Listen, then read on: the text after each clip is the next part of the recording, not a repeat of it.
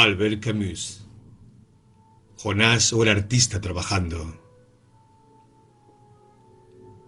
Arrojadme al mar, porque yo soy el que atrae sobre vosotros la tempestad. Jonás 1:12. Jonás, pintor artístico, creía en su buena estrella. Además, solo creía en ella, aunque sintiera respeto e incluso una especie de admiración por la religión de los demás. Su propia fe, sin embargo, no carecía de virtudes, ya que consistía en admitir de forma oscura que acabaría por obtener mucho sin jamás merecer nada. Así pues, cuando alrededor de sus 35 cumpleaños, un puñado de críticos se disputaron de repente la gloria de haber descubierto su talento, no se mostró en absoluto sorprendido. Pero su serenidad, que algunos atribuían a su suficiencia, se explicaba muy bien al contrario, por una modestia confiada. Jonás hacía justicia a su estrella más que a sus méritos. Algo más asombrado se mostró cuando un marchante de cuadros le propuso abonarle una mensualidad que le mantendría al abrigo de cualquier preocupación.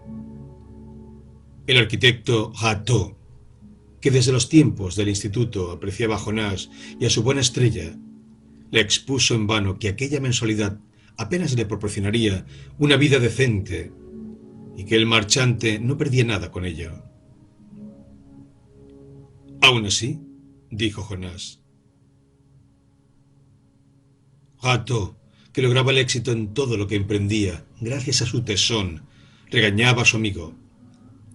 Pero bueno, hay que discutir. Nada consiguió. En su foro interno, Jonás daba gracias a su buena estrella. Como usted quiera, respondió al marchante. Y dejó el puesto que ocupaba en la casa editorial paterna para consagrarse enteramente a la pintura. Esto sí que es tener suerte, decía. En realidad pensaba, mi suerte aún no ha terminado. Tan lejos como podía remontar en su memoria, encontraba la misma influencia de la suerte. Manos a la obra. Alimentaba también el más tierno agradecimiento hacia sus padres. Primero porque le habían criado distraídamente, lo que le había proporcionado todo el tiempo necesario para el ensueño, y además porque se habían separado por motivos de adulterio. Al menos aquel había sido el pretexto invocado por su padre, olvidando precisar que se había tratado de una especie de adulterio bastante particular. No podía soportar las obras de caridad de su mujer, una verdadera santa laica, que, sin ver malicia en ello, había hecho don de su persona a la humanidad doliente. Pero el marido pretendía disponer, como único dueño, de las virtudes de su mujer. Ya estoy harto de que me engañe con los pobres, decía aquel Otelo. Jonás sacó provecho de aquel malentendido. Sus padres, que habían leído o se habían enterado de que se podían citar varios casos de asesinos sádicos, procedentes de padres divorciados, rivalizaron en agasajos para ahogar en ciernes cualquier germen de tan fastidiosa evolución. Según ellos, cuanto menos evidentes eran los efectos del choque sufrido por la conciencia del niño, tantos más motivos había para preocuparse. Los destrozos invisibles resultarían ser los más profundos. Por poco que Jonás se declarara satisfecho de sí mismo o de su jornada, la ordinaria inquietud de sus padres rayaba con la locura. Redoblaban sus atenciones y entonces al niño nada le quedaba por desear. Su presunta desdicha le valió finalmente a Jonás un hermano fiel en la persona de su amigo Rateau. Los padres de este último invitaban a menudo a su joven compañero de instituto, porque se compadecían de su infortunio. Sus discursos compasivos inspiraron a su hijo, vigoroso deportista, a tomar bajo su protección al muchacho cuyos despreocupados éxitos ya admiraba. La admiración y la condescendencia hicieron buena pareja en favor de una amistad que Jonás recibió, como todos los demás, con una alentadora sencillez. Cuando Jonás terminó sus estudios sin esforzarse particularmente, tuvo además la suerte de entrar en la casa editorial de su padre, encontrando allí una situación y por vías indirectas su vocación de pintor. En tanto que primer editor de Francia, el padre de Jonás mantenía la opinión de que, más que nunca y por razón misma de la crisis de la cultura, el futuro estaba en el libro. La historia demuestra que cuanto menos se lee, más libros se compran, decía. Partiendo de ahí, raras veces leía los manuscritos que le proponían, y solo se decidía a publicarlos basándose en la personalidad del autor o en la actualidad del tema. Desde ese punto de vista, como el único tema siempre actual es el sexo, el editor había terminado por especializarse y solamente se ocupaba de hallar presentaciones curiosas y publicidad gratuita. Por lo tanto, Jonás recibió, al mismo tiempo que la gestión del departamento de lecturas, una amplia disponibilidad de tiempo libre que había que llenar. Así fue como se encontró con la pintura. Descubrió por primera vez en su foro interno un ardor imprevisto, pero incansable. Pronto consagró todas sus jornadas a la pintura, y siempre sin esfuerzo consiguió excelentes resultados en ese ejercicio. Fuera de ello nada parecía interesarle, y apenas logró casarse a una edad conveniente. La pintura le devoraba por entero.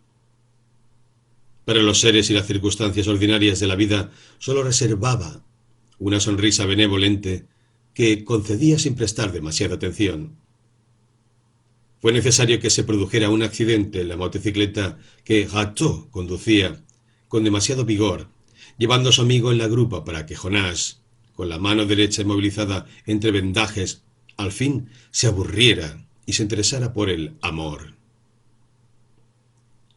Una vez más se vio inclinado a considerar aquel grave accidente como un efecto añadido de su buena estrella.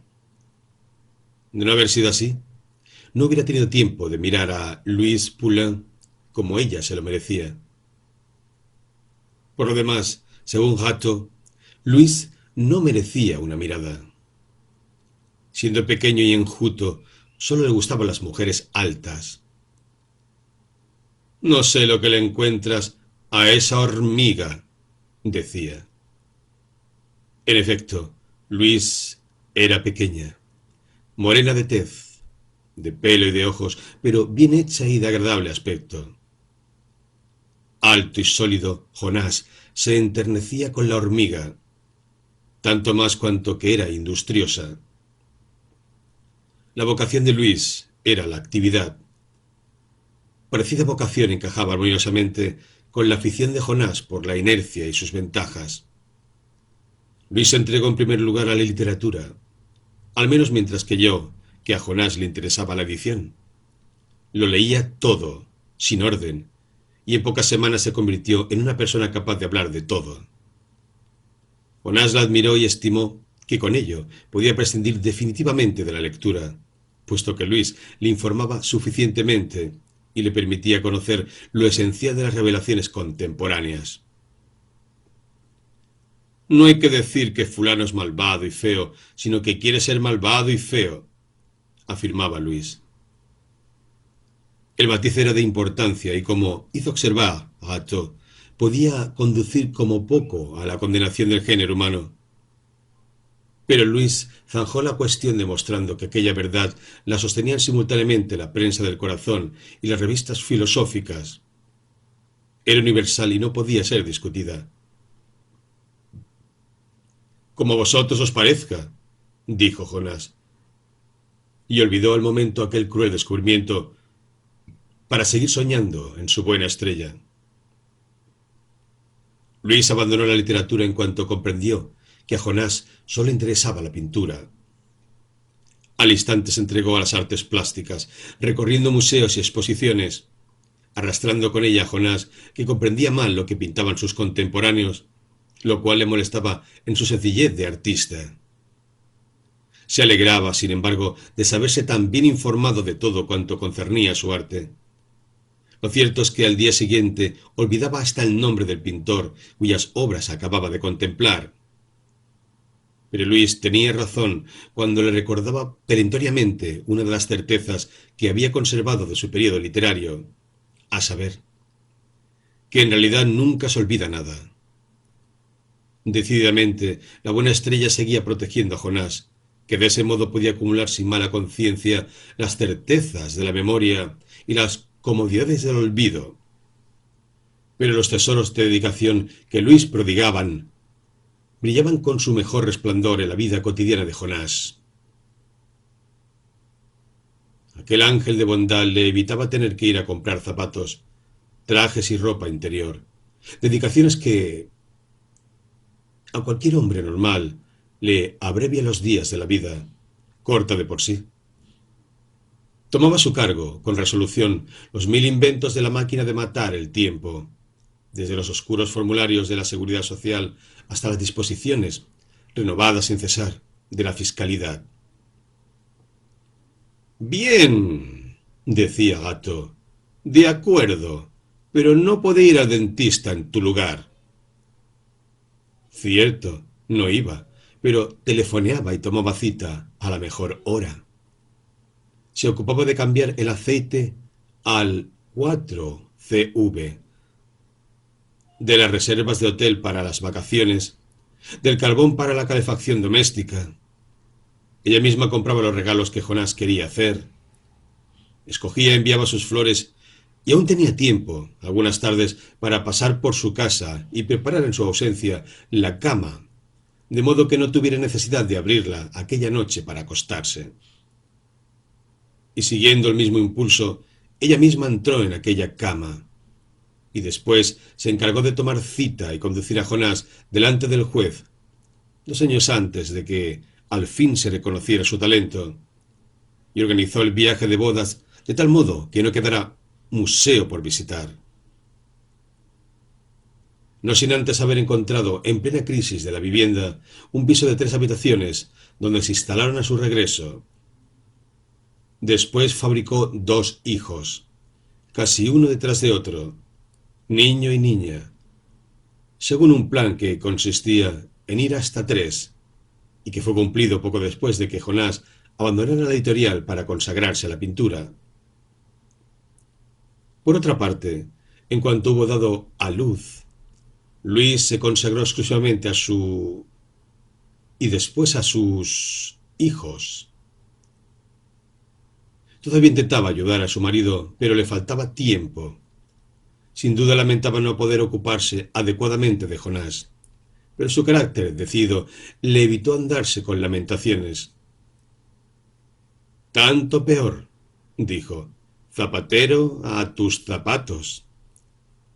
Expresión, por otro lado, que a Jonás le encantó, porque, como todos los artistas de su época, deseaba que le consideraran un artesano. Por lo tanto, el artesano fue algo menos atendido y tuvo que comprarse los zapatos personalmente.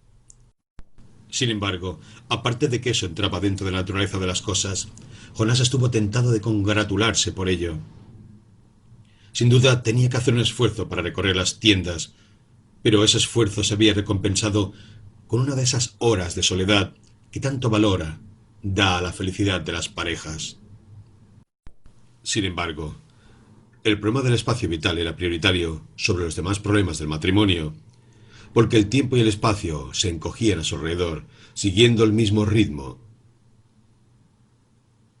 La llegada de los niños, la nueva profesión de Jonás, lo estrecho de su instalación y lo modesto de su mensualidad, que hacía prohibitiva la compra de un piso más grande, todo ello junto apenas dejaba un campo restringido a la doble actividad de Luis y de Jonás. El piso se encontraba en la primera planta de un antiguo hotel del siglo XVIII, en el barrio viejo de la capital.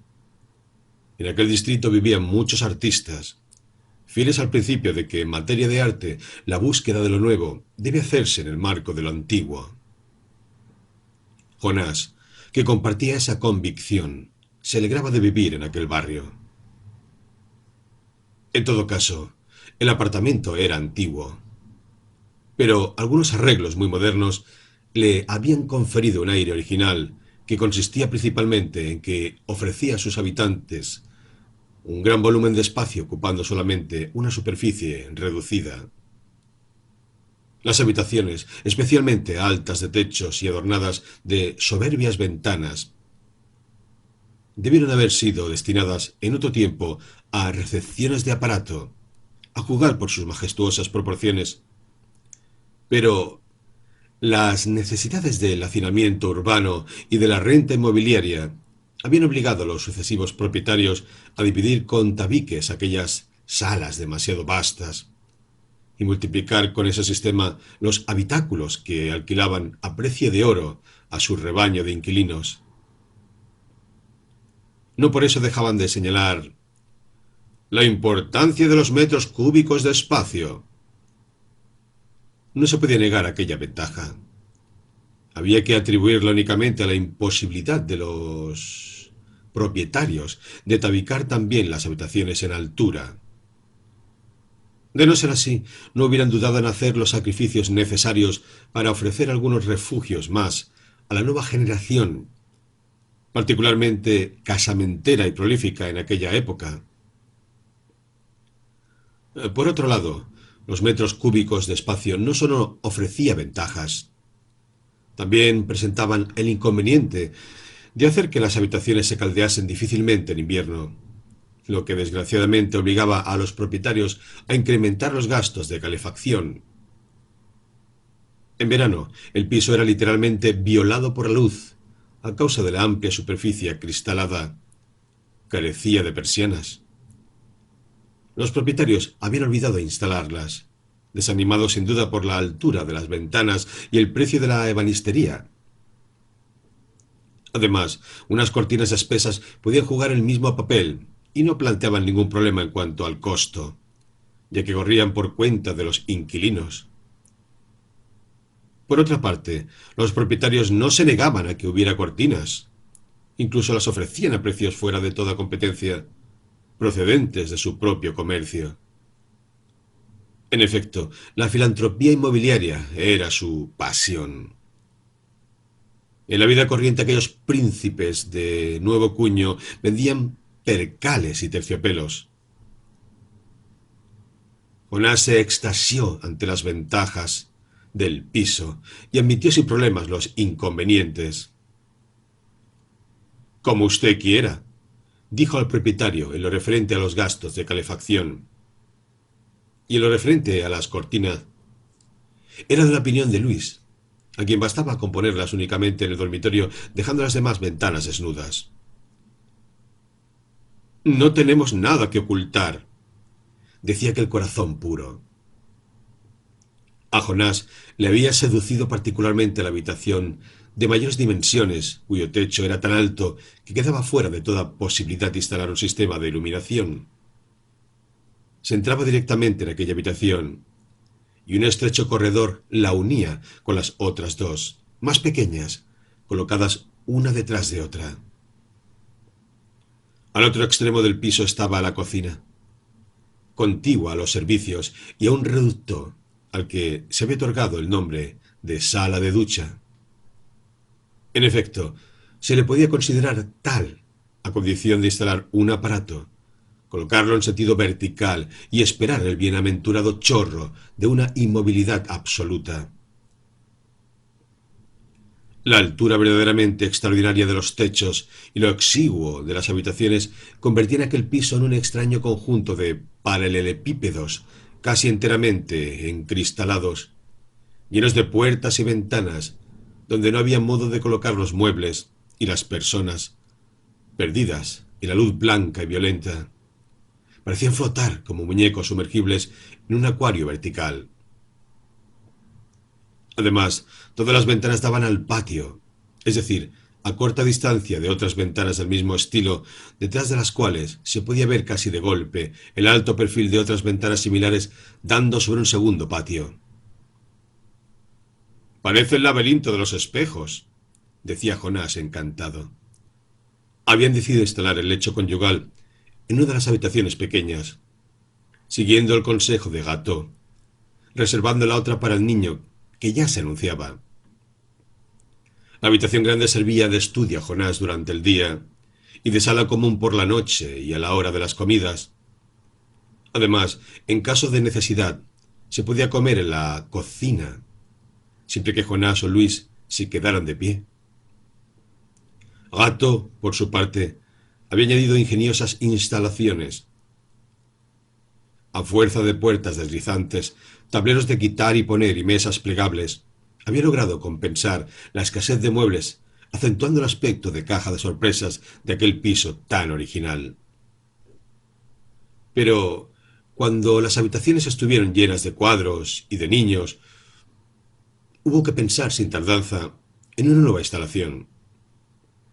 En efecto, antes del nacimiento del tercer niño, Jonás trabajaba en la habitación grande. Luis hacía punto en la habitación conyugal, mientras que los dos niños ocupaban la última habitación.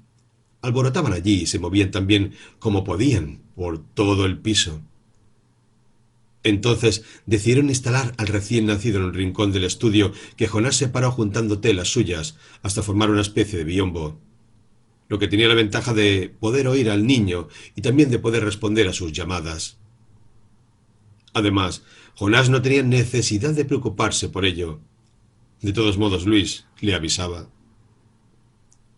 No esperaba que el niño gritara para entrar en el estudio, pero siempre lo hacía tomando 1000 precauciones y de puntillas. A Jonás le enternecía aquella discreción, y un día le aseguró Luis que no era tan sensible como para que el ruido de sus pasos le impidiera trabajar. Luis le respondió que también se trataba de no despertar al niño. Jonás, lleno de admiración por el corazón materno, que casi se ponía al descubierto, se rió de buena gana de su equivocación. En consecuencia, no se atrevió a confesar que las intervenciones prudentes de Luis eran más molestas que una franca interrupción. En primer lugar, porque duraban más tiempo, y en segundo lugar, porque se ejecutaban según una mímica en la que Luis, con los brazos ampliamente separados, el torso ligeramente inclinado hacia atrás y avanzando con la pierna muy levantada, no podía pasar desapercibida. Aquel método iba incluso en contra de las intenciones previstas, ya que Luis podía tropezar en cualquier momento con alguna de las telas que abarrotaban el estudio. El ruido despertaba entonces al bebé, que manifestaba su descontento con los medios apropiados, bastante poderosos por otro lado. El padre, encantado de la capacidad pulmonar de su hijo, corría a acariciarle, pronto reemplazado por su mujer. Entonces Jonás levantaba sus telas y después, con los pinceles en la mano, escuchaba encantada la voz insistente y soberana de su hijo. Fue también la época en la que el éxito le valió a Jonás muchos amigos. Esos amigos se manifestaban por teléfono o por medio de visitas inesperadas. El teléfono, que después de pesarlo bien, había sido instalado en el estudio, sonaba a menudo, siempre en detrimento del sueño del bebé, que unía sus gritos a los imperativos timbrazos del aparato. Si por casualidad Luis estaba ocupada atendiendo a los otros dos niños, se apresuraba a venir con ellos. Pero la mayor parte de las veces se encontraba con que Jonás tenía el bebé en una mano y en la otra los pinceles con el receptor del teléfono, transmitiéndole una afectuosa invitación a cenar. Jonás se asombraba de que alguien quisiera almorzar con él, sabiendo lo banal de su conversación, pero prefería salir por la noche para conservar intacta su jornada de trabajo. Desgraciadamente, la mayor parte de las veces, el amigo solo tenía el mediodía libre, y precisamente aquel mismo mediodía insistía en dedicárselo absolutamente a su querido amigo Jonás. El querido Jonás aceptaba, como quieras, y colgaba. ¡Qué hombre tan amable!, decía devolviendo el niño Luis. Después retornaba a su trabajo, pronto interrumpido por el almuerzo o la cena. Había que apartar las telas, desplegar la perfeccionada mesa e instalarse con los chavales. Durante la comida, Jonás ponía el ojo en el cuadro en el que estaba trabajando y a veces sucedía, al menos en principio, que le parecía que sus hijos eran lentos masticando y tragando, lo que alargaba excesivamente la comida. pero leyó en el periódico que había que comer despacio para asimilar bien lo que se come, y a partir de ese momento encontró razones para alegrarse pausadamente en cada comida. Otras veces, sus nuevos amigos le hacían una visita. Gato no venía más que después de cenar. Durante el día estaba en su oficina, y además sabía que los pintores trabajan mientras hay luz natural. Pero los nuevos amigos de Jonás pertenecían casi todos a la especie de los artistas o de los críticos. Unos habían sido pintores, otros esperaban serlo, y los últimos, en fin, se ocupaban de lo que los otros habían pintado o de lo que pintarían. Todos ellos ciertamente colocaban en muy elevada posición todas las labores artísticas y se quejaban de la organización del mundo moderno, que hacía tan difícil la prosecución de dichas labores y el ejercicio de la meditación, indispensable para el artista. Se quejaban de ello durante tardes enteras, suplicando a Jonás que siguiera trabajando y que hiciera como si ellos no estuvieran allí, y que se sintiera libre delante de ellos, porque ellos no eran burgueses y sabían lo que valía el tiempo de un artista. Jonás, dichoso de tener amigos capaces de admitir que era posible trabajar en su presencia, volvía a su lienzo sin dejar de responder a las preguntas que le dirigían, ni de reírse con las anécdotas que le contaban. Tanta naturalidad hacía que sus amigos se sintieran cada vez más a gusto. Su buen humor era tan real que olvidaban la hora de la cena. Los niños tenían mejor memoria. Venían, se mezclaban con las visitas, aullaban. Los visitantes se hacían cargo de ellos. Saltaban de regazo en regazo. Al fin la luz declinaba en el rectángulo del cielo que se dibujaba en el patio, y Jonás dejaba los pinceles. No quedaba más remedio que invitar a los amigos a lo que hubiera en el puchero y seguir hablando hasta bien entrada la noche, de arte, por supuesto, pero sobre todo de los pintores sin talento, plagiarios o arribistas que no estaban presentes. A Jonás le gustaba levantarse temprano para aprovechar las primeras horas de luz. Sabía que no sería fácil, que el desayuno no estaría listo a tiempo y que él mismo estaría cansado. Pero también se alegraba de haber aprendido tantas cosas en una sola velada, que sin duda le serían de provecho para su arte, aunque fuera de forma invisible. En el arte, como en la naturaleza, nada se pierde, decía. Es un efecto de la buena estrella. A veces los discípulos se unían a los amigos. Jonás iba haciendo escuela. Al principio le había sorprendido, no sabiendo qué era lo que se podía aprender de él, a quien tanto quedaba por descubrir. El artista que llevaba dentro avanzaba en las tinieblas. ¿Cómo hubiera podido señalar los verdaderos caminos? Pero pronto comprendió que un discípulo no era forzosamente alguien que aspira a aprender algo. Al contrario, a menudo se convertían en discípulos por el placer desinteresado de enseñar algo al maestro. A partir de entonces, Jonás pudo aceptar con humildad aquel honor suplementario. Los discípulos de Jonás le explicaban largamente lo que había pintado y por qué. Jonás descubría así en su obra muchas intenciones que le sorprendían un poco y una multitud de cosas que él no había puesto. Se creía pobre y gracias a sus discípulos descubría de golpe que era rico. A veces, ante tanta riqueza, hasta entonces desconocida, le invadía una vaharada de orgullo. Después de todo, es cierto, decía para sí. Ese rostro de ahí, en el último plano, es lo que más se ve. No entiendo lo que quieren decir hablando de humanización indirecta.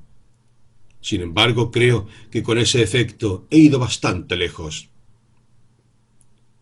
Pero pronto se desembarazaba de aquel incómodo talento, poniéndolo a la cuenta de su buena estrella.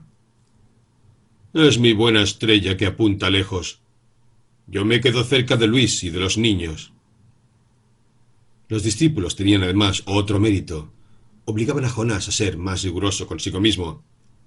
Tanto le ensalzaban en sus discursos, y particularmente lo referente a su conciencia y su capacidad de trabajo, que después no se podía permitir ninguna flaqueza. Así perdió su vieja costumbre de mordisquear un terrón de azúcar o un pedazo de chocolate cuando había terminado una parte difícil, o antes de ponerse a trabajar. En la soledad hubiera cedido clandestinamente a aquella debilidad, a pesar de todo. Pero la presencia casi constante de sus discípulos y amigos, ante los cuales le molestaba ponerse a roer un poco de chocolate, y cuya interesante conversación, por otra parte, no podía interrumpir con una manía tan fútil, le ayudó en aquel progreso moral. Además, sus discípulos le exigían que permaneciera fiel a su estética. Jonás, que pintaba largamente para recibir de tarde en tarde una especie de resplandor fugitivo, donde la realidad surgía ante sus ojos como una luz virgen, sólo se hacía una idea oscura de su propia estética. Sus discípulos, por el contrario, tenían sobre ella varias ideas contradictorias y categóricas. Con eso no se bromeaba. A Jonás le hubiera gustado a veces invocar el capricho, ese humilde amigo del artista. Pero el entrecejo fruncido de sus discípulos ante ciertas telas que se apartaban de su idea le obligaba a reflexionar un poco más sobre su arte, y al final todo era beneficio neto. Los discípulos ayudaban fielmente a Jonás de otra manera, obligándole a opinar sobre sus propias producciones. En efecto, no pasaba día sin que le trajeran una tela apenas esbozada que su autor colocaba entre Jonás y el cuadro en el que Jonás estaba trabajando, a fin de que el boceto se beneficiara de la luz más favorable. Había que emitir un juicio. Hasta entonces, Jonás había sentido siempre una secreta vergüenza por su profunda incapacidad para juzgar una obra de arte. Salvo lo referente a un puñado de cuadros por los que se sentía transportado y por los borratajos a todas luces toscos, todo lo demás le parecía igualmente interesante e indiferente. Por lo demás, se vio obligado a reunir un arsenal de juicios, tanto más variados cuanto que sus discípulos, como todos los artistas de la capital, no carecían de cierto talento, y cuando estaban presentes había que establecer matices lo suficientemente diversos como para contentarles a todos. Aquella feliz obligación le forzó a formarse un vocabulario y una serie de opiniones sobre su arte. Su naturaleza bondadosa no se agrió con el esfuerzo. Comprendió rápidamente que sus discípulos no le solicitaban una opinión crítica, que no les hubiera resultado de ninguna utilidad, sino que le pedían que les animara y, si era posible, que les elogiara. Lo único imprescindible era que los elogios fueran diferentes. Jonás no se contentó con ser amable, como de costumbre, fue amable con ingenio. Así corría el tiempo para Jonás, que seguía pintando rodeado de amigos y discípulos, instalados en sillas, que ahora ya se disponían en filas concéntricas alrededor del caballete. A menudo sucedía que los vecinos de enfrente se asomaran a las ventanas para sumarse al público. Discutía, intercambiaba puntos de vista, examinaba las telas que le presentaban. Sonreía a Luis cuando pasaba, consolaba a los niños y respondía afectuosamente a las llamadas telefónicas, sin soltar nunca los pinceles, añadiendo de vez en cuando una pincelada al cuadro que tuviera empezado. En cierto sentido, su vida estaba bien ocupada. Todo su tiempo estaba empeñado y daba gracias al destino por apartar de él el aburrimiento. En otro sentido, se necesitaban muchas pinceladas para acabar un cuadro, y a veces pensaba en lo que tenía de bueno el aburrimiento, que le permitía evadirse encarnizándose en el trabajo. Por el contrario, la producción de Jonás disminuía en la medida en que sus amigos se hacían más interesantes. Incluso las raras horas en que se encontraba solo, se sentía demasiado cansado como para multiplicar el trabajo. Y en esas horas solo podía soñar con un nuevo modo de organización que conciliara el placer de la amistad con las virtudes del aburrimiento. Confió su preocupación a Luis, que por su parte se inquietaba por el crecimiento de los niños mayores y el reducido desalojamiento. Propuso instalarles en la habitación grande, ocultando su cama con un biombo, y trasladar al bebé a la habitación pequeña, donde el teléfono no le despertaría. Como el bebé ocupaba poco sitio, Jonás podría transformar la habitación pequeña en su taller. Entonces la habitación grande serviría para recibir durante el día. Jonás podría ir y venir, ver a los amigos o trabajar, a sabiendas de que comprenderían su necesidad de aislamiento. Además, la necesidad de tener que acostar a los dos mayores permitiría acortar veladas. Estupendo, dijo Jonás después de reflexionar. Además, dijo Luis, si tus amigos se van pronto, ¿nos veremos un poco más? Jonás la miró. Por el rostro de Luis pasó una sombra de tristeza. Emocionado, la apretó contra él y la besó con la mayor ternura. Ella se entregó y durante un instante fueron felices como si estuvieran al comienzo de su matrimonio. Pero ella volvió a lo suyo. Quizá la habitación fuera demasiado pequeña para Jonás. Luis tomó un metro plegable y descubrieron que, debido a los montones de lienzos suyos y de sus amigos, más numerosos con mucho, estos últimos, trabajaba de ordinario en un espacio apenas mayor del que disfrutaría en adelante. Jonás procedió sin tardanza al traslado.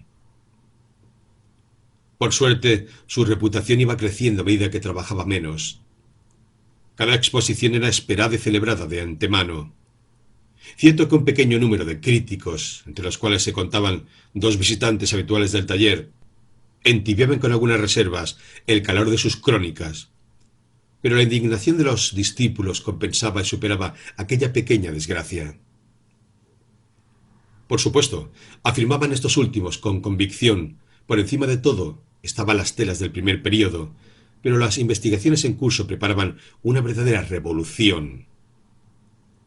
Jonás se reprochaba el íntimo desagrado que sentía cada vez que alababan sus primeras obras y daba las gracias efusivamente. Solo Gateau gruñía. ¡Qué individuos tan curiosos! Te aprecian si eres una estatua, inmóvil. Con ellos, prohibido vivir. Jonás defendía a sus discípulos. Tú no puedes entenderlo, respondía Gateau. A ti te gusta todo lo que hago. Rateau se reía. Rayos, lo que me gusta es tu pintura, no tus cuadros. En todo caso, los cuadros seguían gustando, y el propio marchante le propuso un aumento de la mensualidad después de una exposición calurosamente acogida. Jonás aceptó, manifestando su gratitud. Cualquiera que lo oyera pensaría que usted concede importancia al dinero, dijo el marchante. Tanta bondad conquistó el corazón del pintor. Sin embargo, cuando solicitó la autorización del marchante a fin de donar un lienzo para una venta benéfica, éste quiso saber si se trataba de una venta benéfica productiva. Jonás no lo sabía.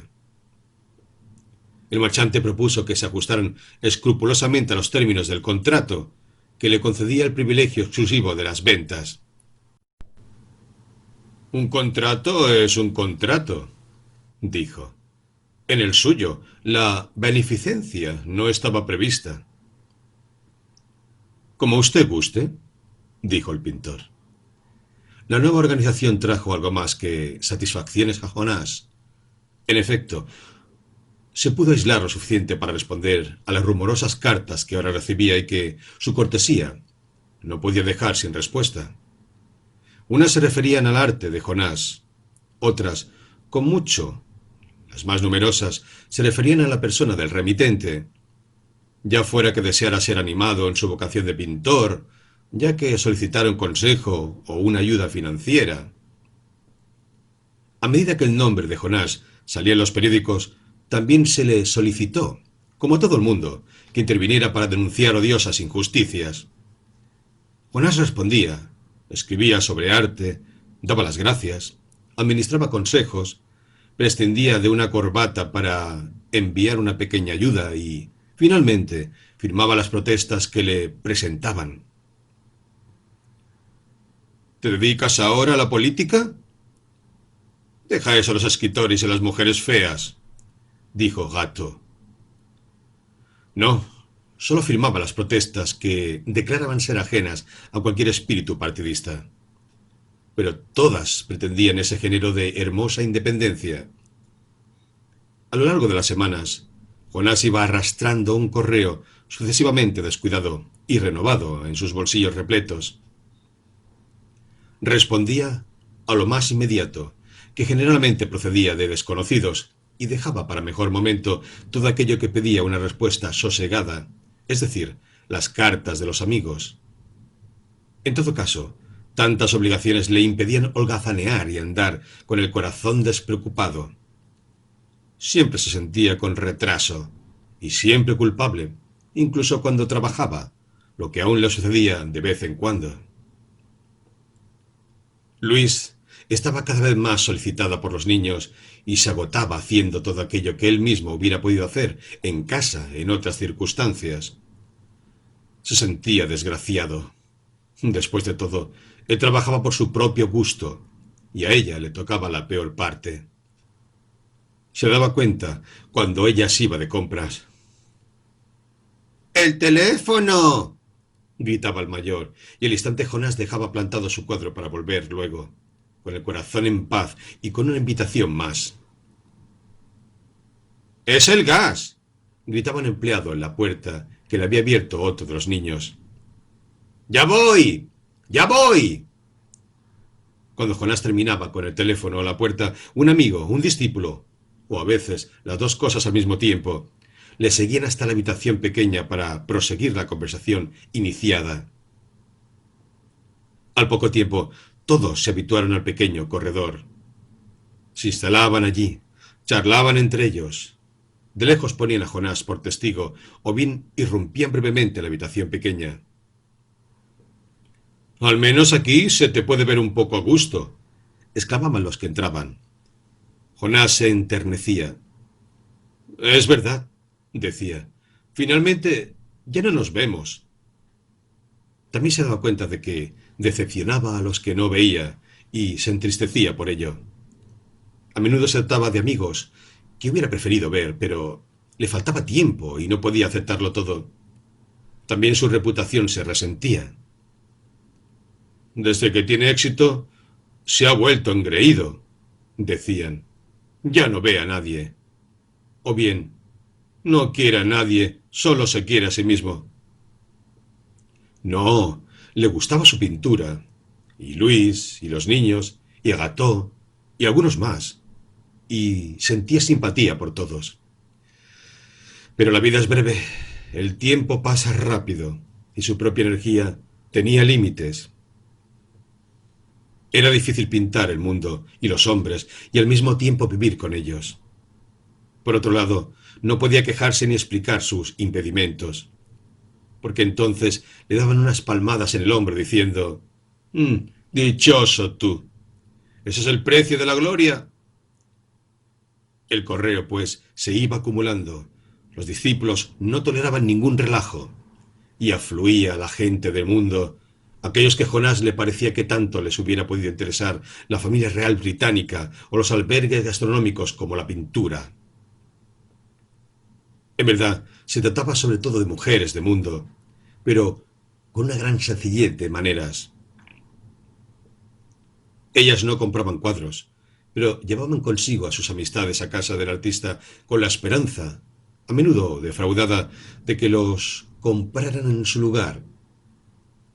En cambio, ayudaban a Luis, especialmente preparando el té para los visitantes. Las tazas iban pasando de mano en mano, hacían el recorrido del pasillo, desde la cocina a la habitación grande, regresando después para ir a aterrizar en el pequeño taller donde Jonás, rodeado por un puñado de amigos y visitantes que bastaba para llenar la habitación, seguía pintando hasta el momento en que se había obligado a dejar los pinceles para recibir, agradecidamente, la taza de té que una persona fascinante había preparado especialmente para él. Se bebía el té contemplando el boceto de un discípulo que éste acababa de colocar en el caballete. Se reía con sus amigos. Se interrumpía para preguntar a alguno si no le molestaba llevar al correo el paquete de cartas que había escrito aquella noche. Levantaba al segundo niño que se había caído entre sus piernas posaba para una fotografía y al fin: «¡Jonás! ¡El teléfono!». Enarbolaba su taza, se abría paso entre la muchedumbre que ocupaba el corredor. Regresaba, pintaba una esquina del cuadro, se detenía para responder a la fascinante criatura que, por supuesto, haría su retrato, y volvía al caballete. Trabajaba, pero... «Jonás, una firma». «¿Quién es?», decía. «¿El cartero?». «No, es por los presos de Cachemira». «Voy, voy». Entonces se precipitaba hacia la puerta para recibir a un joven amigo de la humanidad con su protesta. Se preocupaba por averiguar si se trataba de política. Firmaba después de haber recibido la completa seguridad al respecto, así como un pequeño sermón sobre los deberes que le creaban sus privilegios de artista. Y volvía a aparecer para ser presentado a un boxeador de triunfo reciente o al más importante dramaturgo de un país extranjero. El dramaturgo le hacía frente durante 5 minutos, expresando con miradas emocionadas lo que su ignorancia del francés no le permitía decir con mayor claridad, mientras Jonás asentía con la cabeza con sincera simpatía. Felizmente, aquella situación sin salida se resolvía por la irrupción del último predicador con encanto, que deseaba ser presentado al gran pintor. Jonás, encantado, decía que era él. Palpaba el paquete de cartas de su bolsillo, empuñaba sus pinceles, se disponía a perfeccionar un fragmento del cuadro. Pero antes tenía que dar las gracias por una pareja de setters que en aquel momento le traían, ir a dejarlos a la habitación conyugal, regresar para aceptar la invitación a almorzar de la donante de los setters, volver a salir atraído por los gritos de Luis y constatar sin sombra de duda que los setters no habían sido educados para vivir en un piso, y llevarlos entonces a la sala de la ducha, donde aullaban con tal perseverancia que se terminaba por no oírles. De tarde en tarde, Jonás veía por encima de las cabezas la mirada de Luis, y le parecía que era una mirada triste. Al fin llegaba el término de la jornada, los visitantes se despedían, otros se demoraban en la habitación grande y miraban con ternura a Luis, mientras acostaba a los niños amablemente ayudada por una mujer elegante con sombrero que lamentaba tener que regresar a su palacete, donde la vida, dispersada en 2 plantas, era mucho menos íntima y cálida que en casa de los Jonás. Un sábado por la tarde, Gato vino a traer a Luis un ingenioso secador de ropa que podía sujetarse en el techo de la cocina. Se encontró con el piso atestado de gente y la habitación pequeña, rodeada de estetas. Halló a Jonás pintando a la donante de los perros, al tiempo que un artista oficial le pintaba a él. Según Luis, estaba ejecutando un pedido del Estado. Se va a titular «El artista trabajando». Gato se retiró a un rincón de la habitación para contemplar a su amigo, visiblemente absorto en el esfuerzo. Uno de los estetas, que nunca había visto a Gato, se inclinó hacia él. «Tiene buen aspecto, ¿eh?», dijo. Gato no respondió. «¿Pinta usted?», prosiguió el otro. «Yo también». «Pues bien, créeme usted, está en baja». «¿Ya?», dijo Gato. «Sí, es el éxito. No se puede resistir al éxito. Está acabado». ¿Está en baja o está acabado? Un artista que baja está acabado. Ve usted, ya no tiene nada que pintar. Le pintan a él y le colgarán de una pared. Más tarde, en medio de la noche, en la habitación conyugal, Luis, Gato y Jonás, este último de pie, los otros 2 sentados en el borde de la cama, callaban. Los niños dormían. Los perros estaban de pensión en el campo. Luis acababa de fregar la abundante vajilla que Jonás y Gato habían secado, y la fatiga era grande. «Coged una criada», había dicho Gato delante de la pila de los platos. Pero Luis respondió con melancolía. «¿Dónde la pondríamos?». Por lo tanto, callaban. «¿Estás contento?», preguntó repentinamente a Gato. Jonás sonrió. Tenía un aspecto agotado. «Sí, Todo el mundo es amable conmigo. No, dijo Gato. No te fíes. No todos son buenos. ¿Quién? Por ejemplo, tus amigos pintores. Ya lo sé, dijo Jonás, pero muchos artistas son así. No están seguros de existir de verdad, incluso los más grandes. Entonces buscan pruebas, juzgan, condenan. Eso les fortalece. Es un atisbo de existencia. Están solos. Gato movía la cabeza. Créeme, dijo Jonás, les conozco. Hay que quererlos. ¿Y tú? Dijo Gato. ¿Tú existes? Tú nunca hablas mal de nadie. Jonás se echó a reír. Oh, a menudo pienso mal de ellos. Lo que pasa es que me olvido. Adoptó una actitud grave. No, no estoy seguro de existir, pero existiré. De eso estoy seguro. Gato preguntó a Luis lo que pensaba de aquello. Ella salió de su fatiga para responder que Jonás tenía razón. La opinión de sus visitantes no tenía importancia. Solo importaba el trabajo de Jonás. Y buena cuenta se daba de que el niño molestaba. Además, estaba creciendo. Tendría que comprar un sofá y ocuparía espacio. Y a la espera de encontrar un piso más grande, no sabía cómo hacer. Jonás miraba la habitación conyugal. Por supuesto, no era lo ideal. La cama era muy grande, pero la habitación estaba vacía todo el día. Se lo dijo a Luis, y ésta reflexionó. Al menos el dormitorio a Jonás no le molestarían. No se atreverían a tumbarse en la cama. ¿Qué le parece? Preguntó Luis a Gato, a su vez. Este miraba a Jonás. Jonás miraba las ventanas de enfrente. Después levantó los ojos hacia el cielo sin estrellas y fue a correr las cortinas. Cuando regresó, sonrió a Gato y se sentó cerca de él, en la cama, sin decir nada. Luis, visiblemente agotada, declaró que se iba a dar una ducha.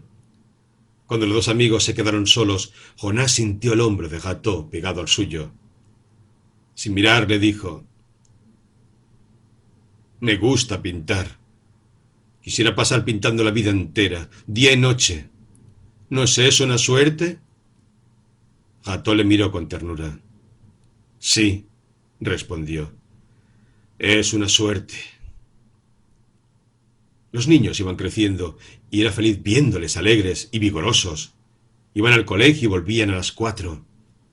Jonás podía también disfrutar con ellos el sábado por la tarde, el jueves y todo lo largo del día, en las frecuentes y largas vacaciones.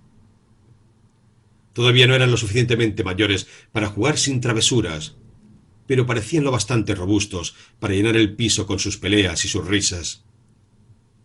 Había que calmarles, amenazarles, y en ocasiones fingir que se les iba a pegar. También había que tener la ropa lista, los botones cosidos. Luis ya no daba abasto.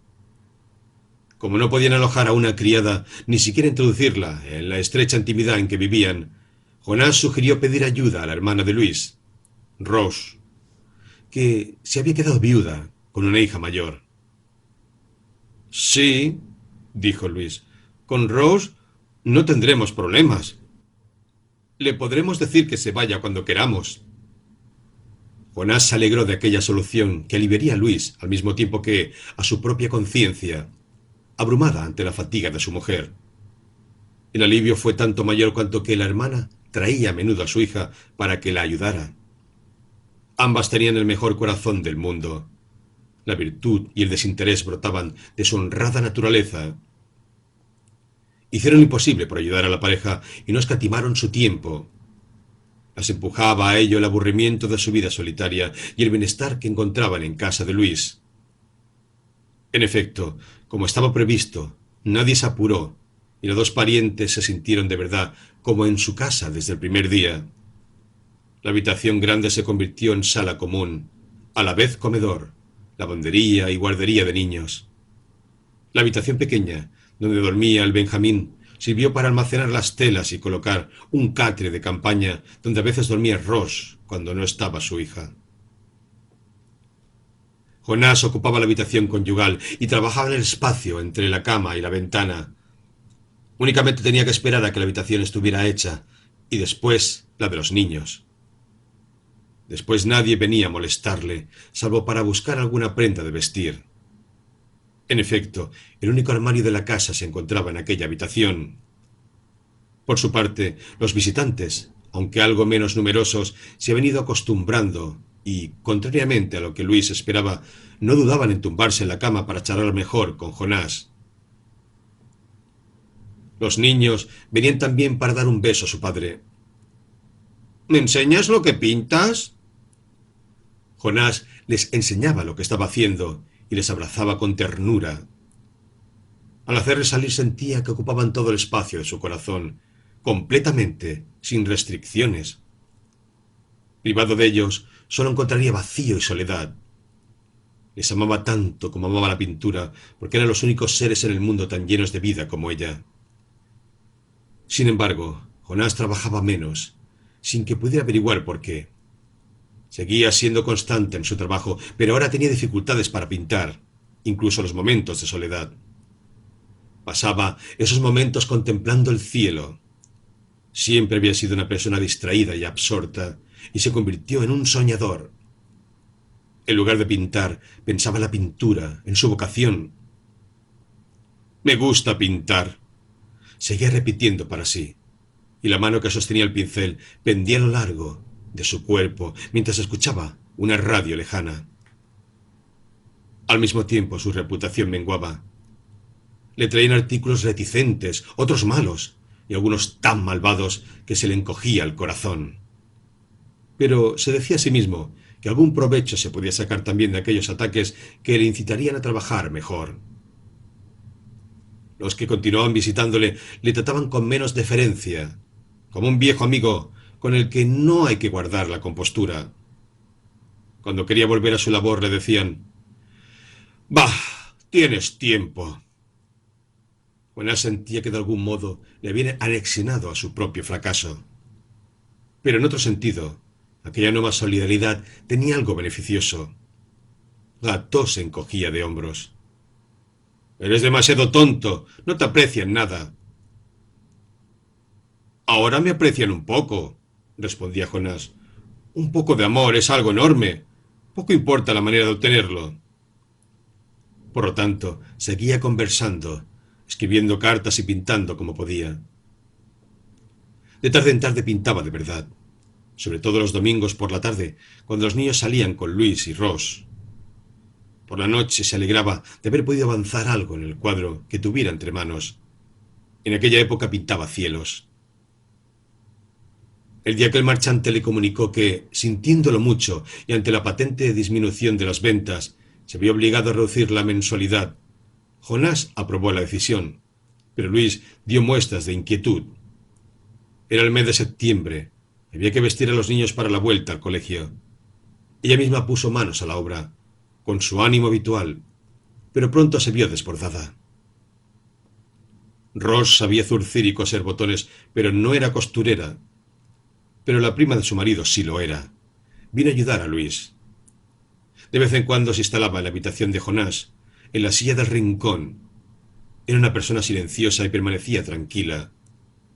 Tan tranquila incluso que Luis sugirió a Jonás que pintara una costurera. «Buena idea», dijo Jonás. Lo intentó, estropeó 2 telas y después volvió al cielo que tenía empezado. Al día siguiente se paseó largamente por el piso y reflexionó en lugar de pintar.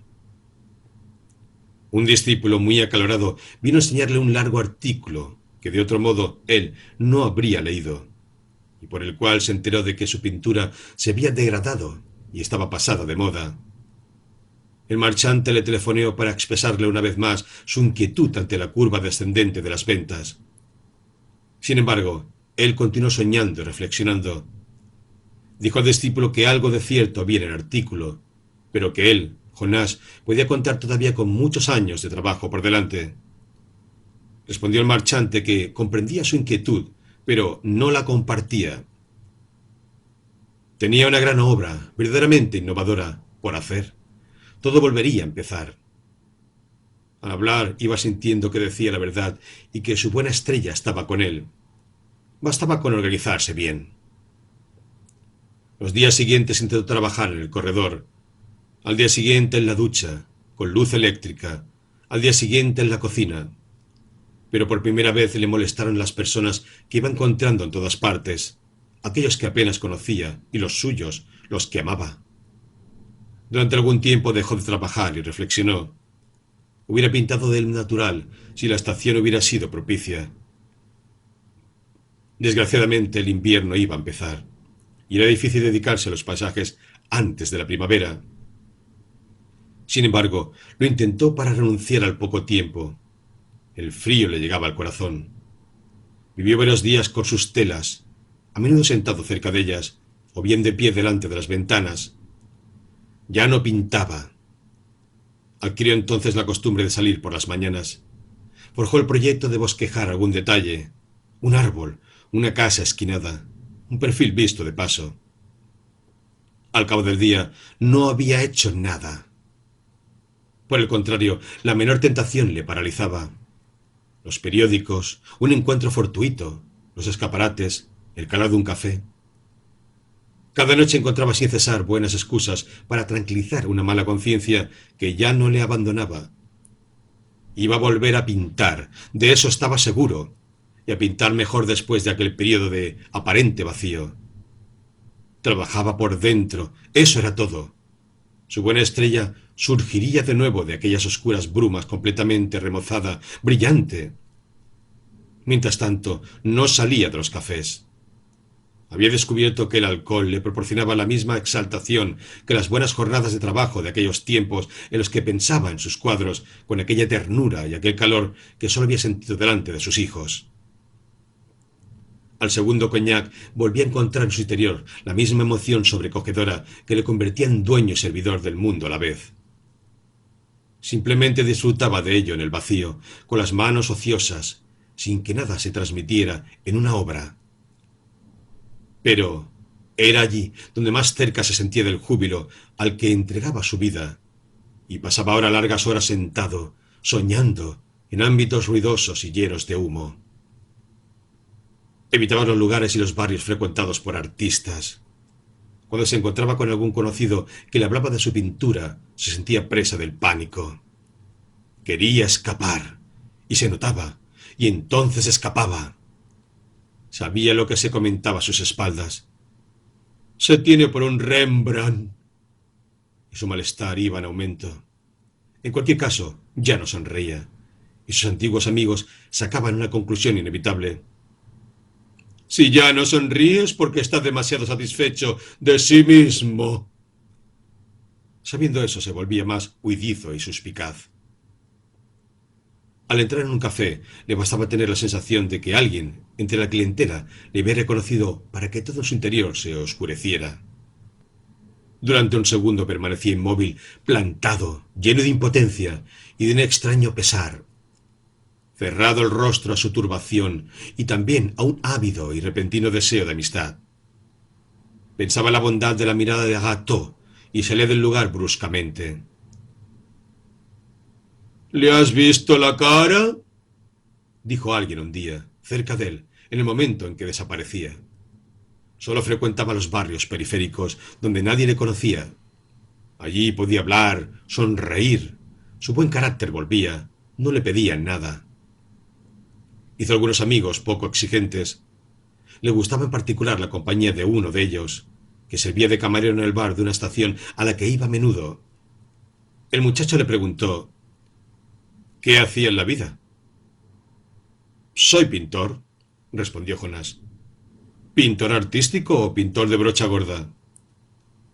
Artista. Vaya, dijo el otro, eso es bien difícil. Y no habían vuelto a abordar la cuestión. Sí, era difícil, pero Jonás saldría bien del asunto en cuanto encontrara la forma de organizar su trabajo. Al azar de los días y de las copas hizo otros conocimientos. Las mujeres le ayudaron. Podía hablarles antes o después del amor, y sobre todo vanagloriarse un poco, y ellas le comprendían aun cuando no parecieran muy convencidas. A veces le parecía que su antigua fuerza volvía a él. Un día que una de sus amigas le había animado, se decidió. Regresó a casa, intentó trabajar de nuevo en la habitación. La costurera estaba ausente, pero al cabo de una hora apartó la tela, sonrió a Luis sin verla y salió. Pasó el día entero bebiendo y la noche en casa de su amiga, sin hallarse de verdad en estado de desearla. Por la mañana, la viva muestra de dolor le recibió en la persona de Luis, con el rostro destruido. Quiso saber si había poseído a aquella mujer. Jonás dijo que no, porque estaba borracho, pero que otras veces lo había hecho. Y por primera vez, con el corazón desgarrado, vio a Luis con el rostro ahogado por la sorpresa y el exceso de dolor. Entonces descubrió que no había pensado en ella durante todo aquel tiempo y se avergonzó. Le pidió perdón. Se había acabado. Mañana todo empezaría como antes. Luis era incapaz de hablar y se volvió para ocultar las lágrimas. Al día siguiente, Jonás salió temprano. Llovía. Cuando regresó, empapado como un hongo, venía cargado de tablas. Dos viejos amigos que habían pasado para tener noticias suyas tomaban café en casa, en la habitación grande. Jonás cambia de estilo. Va a hacer pintura sobre tabla, dijeron. Jonás sonrió. No es eso, pero voy a empezar algo nuevo. Se dirigió hacia el pequeño corredor que llevaba a la cocina, a la ducha y al servicio. Se detuvo en el ángulo recto que formaban los dos corredores y consideró con detenimiento las altas paredes que se elevaban hasta el oscuro techo. Necesitaba una escalera de mano y fue a buscar la casa del portero. Cuando volvió a subir, había en casa algunas personas más, y antes de alcanzar el final del corredor tuvo que luchar contra el afecto de aquellos visitantes, encantados de volverle a encontrar, y contra las preguntas sobre su familia. En aquel instante su mujer salía de la cocina. Dejando la escalera en el suelo, Jonás la estrechó fuertemente contra él. Luis le miró. «Por favor», dijo, «no empieces otra vez». «No, no», dijo Jonás, «voy a pintar. Necesito pintar». Pero parecía hablar consigo mismo. Su mirada estaba ausente. Se puso al trabajo. A media altura de las paredes construyó un entarimado a fin de obtener un desván estrecho, pero alto y profundo. Al final de la tarde todo estaba acabado. Con la ayuda de la escalera, Jonás se colgó del suelo del desván para probar la solidez de su obra, efectuando algunos movimientos de tracción. Después se sumó a los demás, y todos se alegraron al encontrarle de nuevo tan afectuoso. Por la noche, cuando la casa estuvo relativamente vacía, Jonás tomó una lámpara de petróleo, una silla, un taburete y un bastidor. Subió todo aquello al desván bajo la mirada intrigada de las tres mujeres y de los niños. «Ya está», dijo desde lo alto de su percha. «Aquí trabajaré sin molestar a nadie». Luis le preguntó si estaba seguro de eso. «Por supuesto», respondió él. «Necesito poco sitio. Estaré más libre. Ha habido grandes pintores que pintaban con una vela y... ¿Es lo bastante sólido ese entarimado?» Lo era. «Tranquila», dijo Jonás. «Es una buena solución». Y volvió a bajar. Al día siguiente, temprano, se encaramó al desván. Se sentó, colocó el bastidor en el taburete, de pie contra la pared, y esperó sin encender la lámpara. Los únicos ruidos que oía directamente procedían de la cocina o del servicio. Los demás rumores parecían lejanos, y las visitas, los timbrazos de la entrada o del teléfono, las idas y venidas, las conversaciones, le llegaban medio ahogadas, como si procedieran de la calle o del otro patio. Además, mientras el piso sumergía en una luz cruda, allí la penumbra era un descanso. De vez en cuando venía un amigo y se situaba debajo del desván. «¿Qué haces allá arriba, Jonás?» «Trabajo». ¿Sin luz? Por ahora sí. No pintaba, pero reflexionaba. En la penumbra de aquel silencio casi total, que por comparación con lo que había vivido hasta entonces le parecía el silencio de la tumba o del desierto, escuchaba su propio corazón. A partir de aquel momento, los ruidos que llegaban hasta el desván parecían no concernirle y al mismo tiempo se dirigían a él. Era como esos hombres que mueren solos en su casa, en medio del sueño, y, llegada la mañana, el timbre del teléfono suena insistente, enfebrecido, en la casa desierta, sobre un cuerpo sordo para siempre.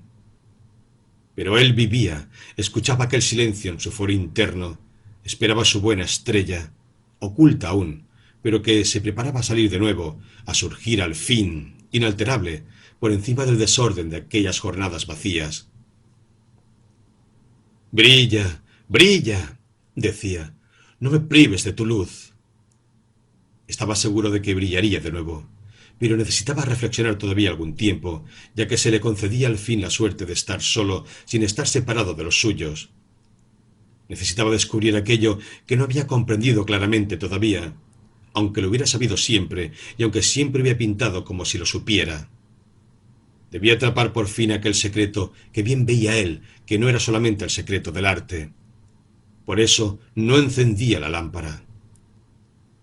Ahora, Jonás se subía cada día a su desván. Los visitantes fueron escaseando, porque Luis, preocupada, se prestaba poco a la conversación.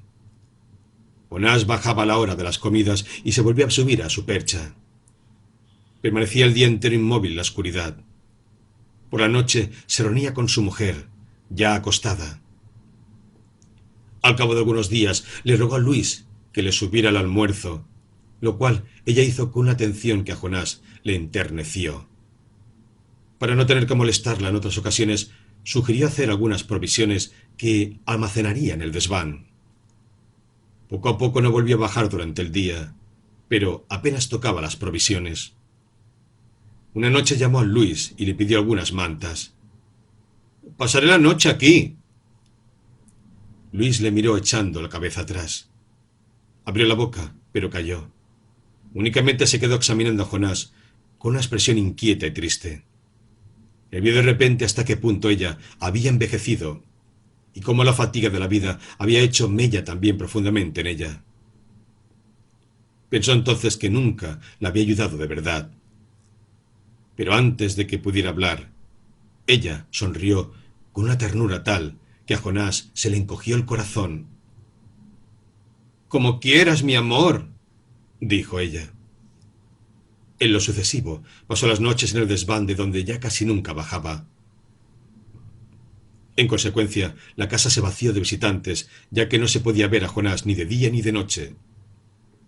A algunos les dijeron que estaba en el campo, a otros, cuando estuvieron cansados de mentir, que había encontrado un taller. Gato era el único que venía fielmente. Subió por la escalera de mano y su cabeza gorda asomaba por encima del nivel del entarimado. «¿Qué tal?», decía. «De maravilla». «¿Trabajas?». «Como si trabajara». «Pero no tienes tela». «Pero aún así trabajo». Era difícil prolongar aquel diálogo de la escalera al desván. Gato meneaba la cabeza, volvía a bajar, ayudaba a Luis a cambiar los plomos o a reparar una cerradura. Después, sin subir a la escalera, iba a despedirse de Jonás, que respondía desde la sombra. «Saludos, viejo hermano». Una noche Jonás añadió un gracias a su saludo. «¿Gracias por qué?». «Porque tú me amas». «Vaya noticia», dijo Gato, y se fue. Otra noche Jonás llamó a Gato, y éste acudió a su llamada. Por primera vez la lámpara estaba encendida. Jonás asomó fuera del desván con expresión ansiosa. «Pásame una tela», dijo. «Pero, ¿qué te sucede?». «Has adelgazado. Pareces un fantasma». «Casi no he comido desde hace varios días. No pasa nada. Tengo que trabajar». «Come primero». «No, no tengo hambre». Gato trajo una tela. Antes de desaparecer en el desván, Jonás le preguntó: ¿Qué tal están? ¿Quién? Luis y los niños. Están bien. Estarían mejor si te tuvieran con ellos. Estoy con ellos. Dile sobre todo que estoy con ellos. Y desapareció. Gato fue a explicar su inquietud a Luis. Ella confesó que desde hacía varios días también ella estaba atormentada. ¿Qué hacer? Si yo pudiera trabajar en su lugar. Estaba delante de Gato, infeliz. No puedo vivir sin él, dijo. Tenía de nuevo su rostro de muchacha y Gato se sorprendió. Entonces se percató de que ella se había ruborizado. La lámpara permaneció encendida toda la noche y toda la mañana siguiente. A quien viniera, fuera Gato o Luis, Jonás solamente respondía: «Déjame, estoy trabajando». A mediodía pidió petróleo. La lámpara, que empezaba a desprender carbonilla, brilló de nuevo con un resplandor vivo hasta la noche. Gato se quedó a cenar con Luis y los niños. A medianoche se despidió de Jonás. Permaneció un momento delante del desván iluminado y después se fue sin decir nada. El segundo día por la mañana, cuando Luis se levantó, la lámpara seguía encendida. Empezaba una hermosa jornada, pero Jonás ya no se percataba de ello. Había vuelto la tela contra la pared. Esperaba, agotado, sentado, con las manos en posición oferente sobre las rodillas. Se decía a sí mismo que en adelante ya no trabajaría más. Era feliz. Escuchaba las voces de sus hijos, el rumor del agua, el tintineo de la vajilla. Luis hablaba. La cristalera vibraba al paso de un camión por el bulevar. Allí estaba el mundo, joven y adorable. Jonás escuchaba el hermoso rumor que producen los hombres. De tan lejos no llegaba a contrariar aquella fuerza jubilosa que se manifestaba en él, su arte, aquellos pensamientos que no podía comunicar, silenciosos para siempre, pero que le elevaban por encima de todas las cosas, en una atmósfera libre y viva. Los niños corrían a través de las habitaciones. La niña reía. Ahora Luis también reía. Ella, cuya risa hacía tanto tiempo que no oía. Les quería. ¿Cómo les quería? Apagó la lámpara y de nuevo en la oscuridad. ¿No era aquella su buena estrella que regresaba? Era ella. Podía reconocerla con el corazón henchido de gratitud. Y seguía contemplándola cuando se cayó, sin ruido. No ha sido nada, declaró un poco más tarde el médico al que llamaron. Trabaja demasiado. En una semana estará otra vez de pie. ¿Está seguro de que se va a curar?, preguntó Luis con el semblante deshecho. Se curará. En la otra habitación, Gato contemplaba la tela, completamente blanca, en cuyo centro Jonás había escrito únicamente, en caracteres diminutos, una palabra que se podía descifrar, pero no se sabía bien si había que leer solitario o solidario.